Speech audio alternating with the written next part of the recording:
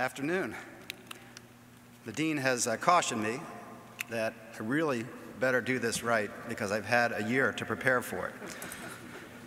You know, I've been doing a lot of public speaking over my career, and one of the first things I learned was that you should make a personal connection with the audience, and that tends to give you a little bond throughout the time you have speaking to them.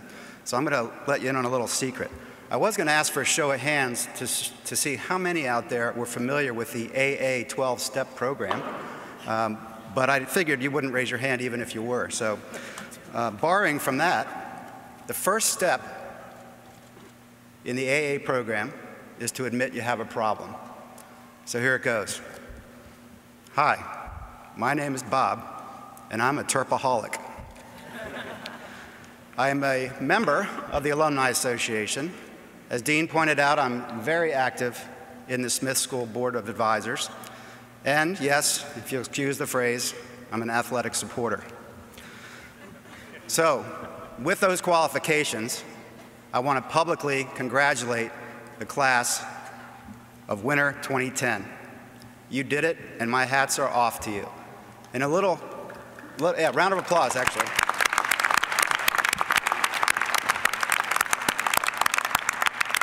That was a great segue because I wanted to have the audience members here applaud you. But in turnabout, you guys did not go through this alone. You had support from the very family and friends that are with you today. So for the graduates, please look up to your supporters in the crowd and give them a round of applause, all of you.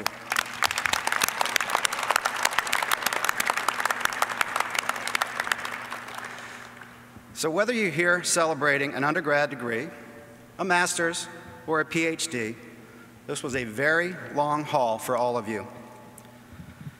Since I, too, am a proud graduate of the University of Maryland School of Business, it's hard to imagine a greater honor than to be invited to come back here and address you.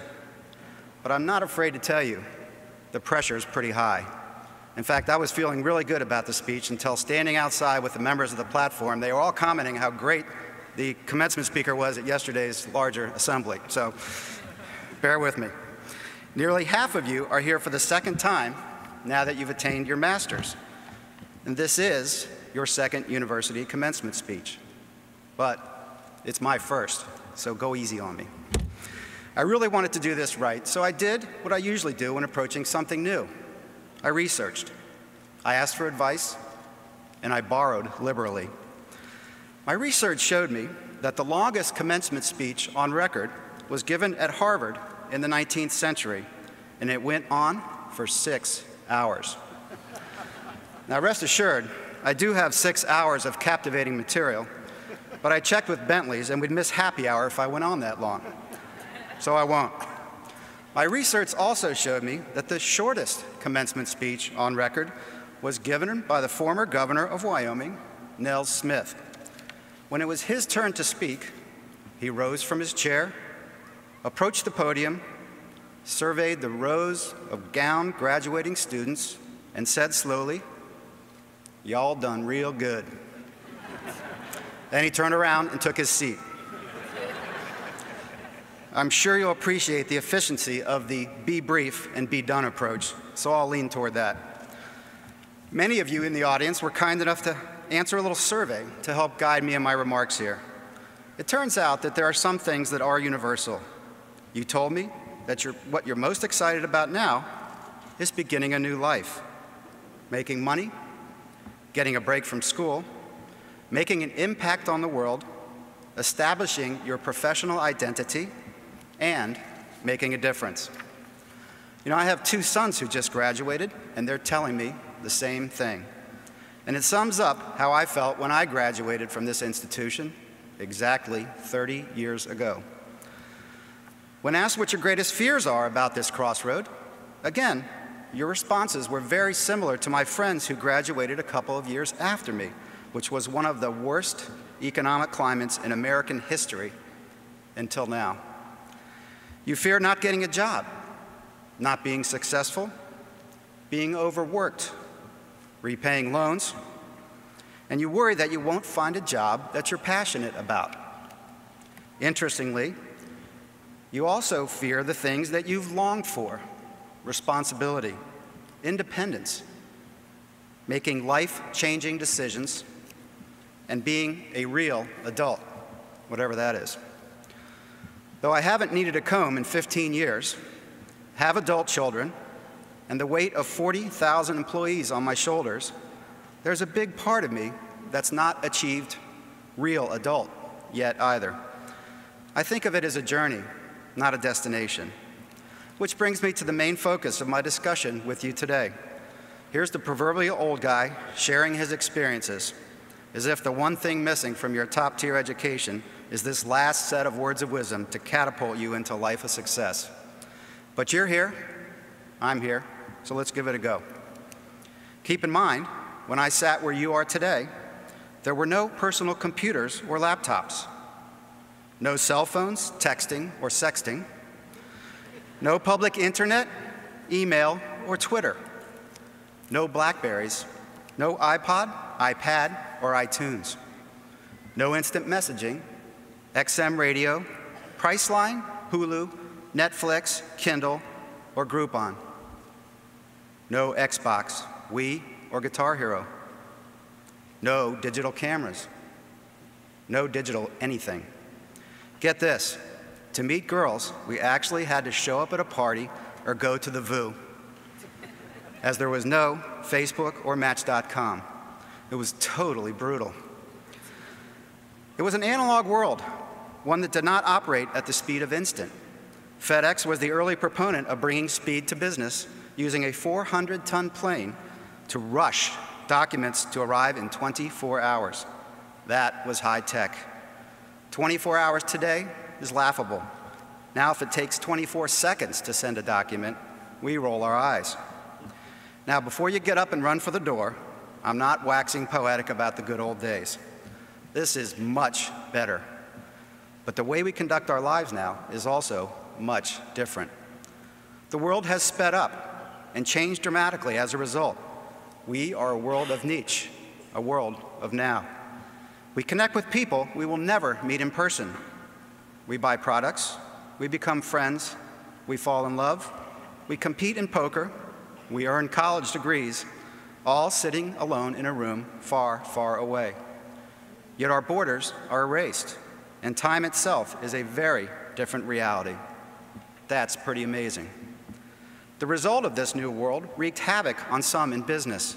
Many industries that I assumed would always be healthy, like the record labels, are now on the ropes.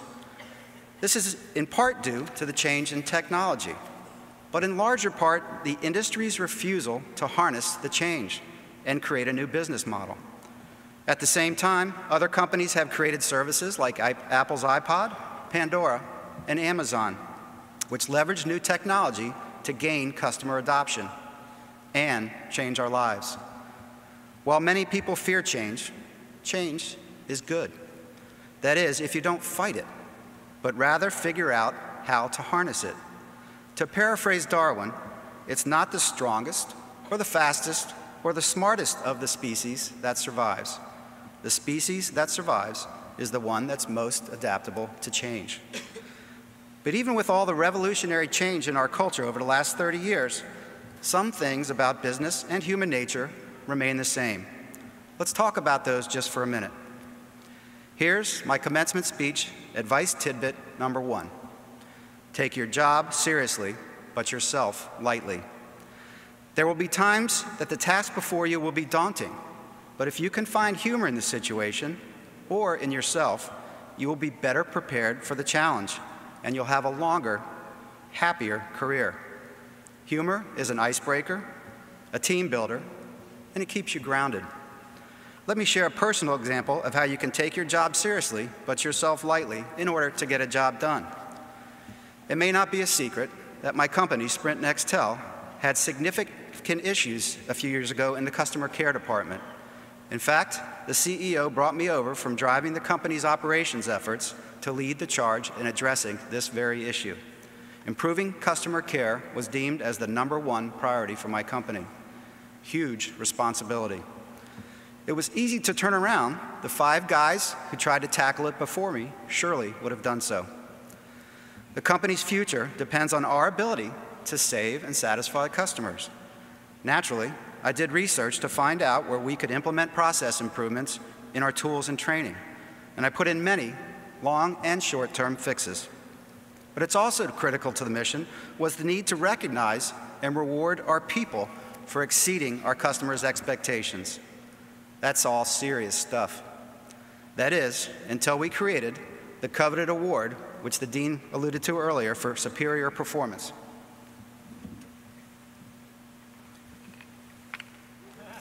And it was a joke that was on me. Customer care reps got the greatest accolades from customer won a Bob Johnson bobblehead. Now let's be honest, bobbleheads are never really flattering. And this one had its work cut out to begin with. But because the boss was poking fun at himself while congratulating his best performers, it not only improved morale, it even became the focus of a New York Times article, which let customers and shareholders know that we do take them seriously, but ourselves lightly. Here's commencement speech advice tidbit number 2. In your quest for professional success, do not lose sight of balance. Work hard, but play well. I've seen managers and executives whose lives were all about climbing the corporate ladder. Those with no balance usually burn out and then have to check out. Others find themselves miserable and alone at the top. Sadly, nowadays, many are just finding themselves alone. They are no longer at the top since the corporate ladder shed them, and now they're struggling to find a new identity. I don't want that for any of you. Balance, people, balance. Remember that life is short and tomorrow is promised to no one. That's important enough to repeat. Life is short, tomorrow is promised to no one. Fat paychecks are great, but they don't hold your hand when you're waiting for the doctor to tell you test results. And I'm sure you've heard that no one lies on their deathbed wishing they spent more time in the office. So please, live your personal life fully with the same dedication that you give your career. We need our friends, our family, our community. We need fun outlets. And we need to help others to be full, happy, and productive individuals. Another thing to keep in mind, even in this digital instant world, business is not about the fastest machine, the highest tech gizmo, or even the most brilliant idea. Business is about relationships. Invest in your relationships with sincerity and generosity. I promise you, this investment will pay off personally and professionally. Never stop cultivating and nurturing your friendships and your professional network. It's a great feeling to be able to connect with people and help them out. And it's priceless to have people you can turn to for advice and counsel, no matter what stage of your career. Pardon me, but the corporate suit's going to get a little mushier just for a minute.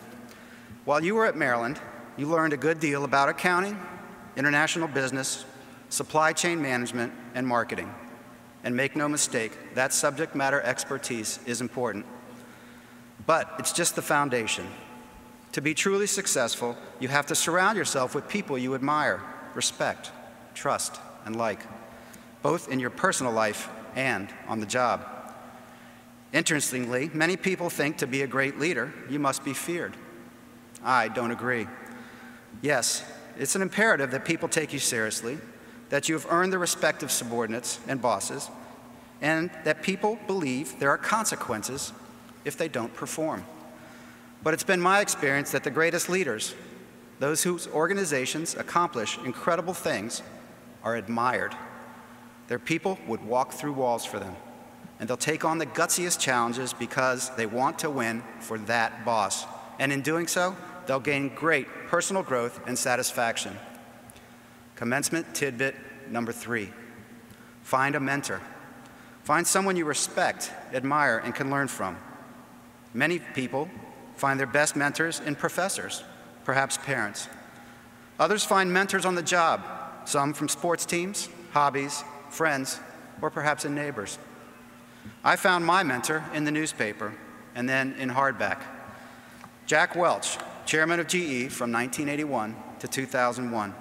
I'm sure you've studied his role in American business history, but I watched it live in the news as it was unfolding. I followed his career and learned his innovative approach to reformulating a major business institution. He taught me about eliminating bureaucracy, motivating employees, and grooming successors. But from him, I learned plenty about leadership.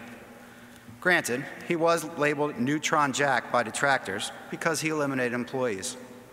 But his motivation was driving innovation and efficiencies so the company could survive and thrive in the long run. He explained, strong managers who make tough decisions to cut jobs provide the only true job security in today's world. Weak managers destroy jobs. Cutting jobs is something no one wants to be on either end of. It's gut-wrenching. But one of the greatest lessons Jack taught me is this: face reality as it is, not as it was or as you wish it to be. When you face reality as it is, you have the chance to change and save organizations. Coming on the heels of a merger and coupled with the historic economic meltdown, I too have been in the unenviable position of having to make significant headcount reductions in my company. I wish it wasn't the case. These are hardworking people trying to support their families. But if I didn't face the reality of my company's situation, and if I didn't align the company's staffing appropriately with our revenue fall, rather than cutting 5,000 positions a year ago, we'd be eliminating 40,000 down the road. That's the reality. Another lesson I learned from Jack, the importance of candor. It saves a lot of time, both in the workplace and at home. The only way to get what you need and enable others to achieve their mission is to be candid. Jack's propensity to face reality and communicate candidly paid off. Under his reign, GE's market cap increased dramatically from $14 billion to $410 billion, a 30-fold improvement. Yet, he still kept it real. His take on market cap, on the face of it, shareholder value is the dumbest idea in the world. Shareholder value is a result, not a strategy. Your main constituencies are your employees, your customers, and your products. Now, I'm not saying you duplicate everything your mentor does. Pick what works for you. Jack said some things that I don't agree with. For instance, you can't behave in a calm, rational manner. You've got to be out there on the lunatic fringe. That may have worked for him, but it's not my style. In fact, my style is rather rational and can be summed up in a three-part process. I manage my career and my life with these three simple points: understand, prioritize, and act. You can face reality as it is when you understand the situation in front of you, prioritize the issues, and act on them. And now for the last commencement speech advice tidbit. You can change what you do, but don't change who you are. When I started, like you, I was an employee. Through the years, I've earned promotions to director, vice president, then senior vice president, and now chief service officer. My roles changed. My functions changed. I did not. I trusted my gut instincts. I'm internally driven and succeed because I want to, not to please others. I believe in accountability, and I'm focused on execution. As I mentioned before, I invest in my relationships. I embrace change, and I take my job seriously, but myself lightly. For what it's worth, those are my commencement speech advice tidbits. There's one last thing that I want to address with you today. Many of you are experiencing great uncertainty at the thought of leaving the University of Maryland. Let me assure you, the knowledge that you've gained here will be a precious gift that no one can take away from you. Your education is yours to keep and continue. There's also a little sadness today, a feeling of separation from this magnificent institution. But let me assure you, you never really leave the University of Maryland. The Alumni Fundraising Committee will be on you till the day you die. Celebrate your success, appreciate those around you, have fun, come back soon, and come back often. The next generation needs your advice. Bentley's anyone? Thank you.